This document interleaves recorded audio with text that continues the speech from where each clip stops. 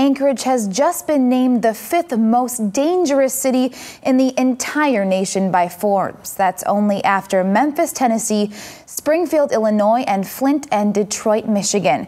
KTVA 11 Charlo Greene joins us now with how prison officials say correctional institutions may be to blame. Charlo. Well, Emily, Goose Creek Correctional Center in Wasilla is now up and running and helping to house Alaska's prison inmates. But up until around 6 months ago, Alaskan inmates were being transferred down to prisons in the lower 48 due to overcrowding. Now, when these prisoners and prison gangs returned to Alaska, corrections officers say they came back harder and more dangerous than ever. As we've been on the street, we're consistently seeing more and more violence on the street. Anchorage's rates of violent crime, forcible rape, and drug use just garnered the municipality the title of the 5th most dangerous city in the nation.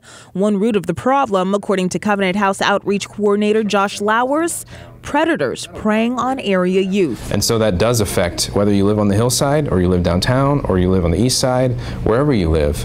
If vulnerable people are being harmed, if they're being pulled into these gangs and different things, it's going to affect us all. Many Alaskan inmates who were temporarily transferred down to Arizona and Colorado prisons due to overcrowding locally found themselves in what Brad Wilson with the Alaska Correctional Officers Association called an incubator for Alaskan criminals, who he says were forced to join prison gangs to survive. And there's a lot more freedom and a lot more freedom for gangs to interact.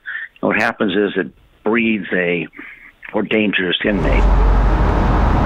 Those inmates are all now back in Alaska, and that gang activity is spreading beyond prison walls. When their sentences go up, instead of being a contributing member of society, now they're worse than they went in. And that's what's happening in Alaska prison. That never used to happen. But because it is happening, Lauer says the Covenant House, Anchorage's homeless and at-risk youth advocates, have been put on alert and have been watching out for gang members looking to recruit Alaska's most vulnerable youth. Whoever gets there first, in a sense, will have potentially have more sway.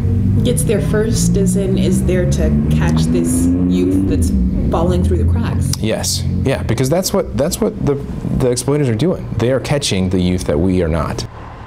The Alaska Correctional Officers Association says they have seen more prisoner on guard and prisoner on prisoner assaults that they believe is a direct result of the inmate transfers and the growth of gangs that include the Native Brotherhood and neo-Nazis.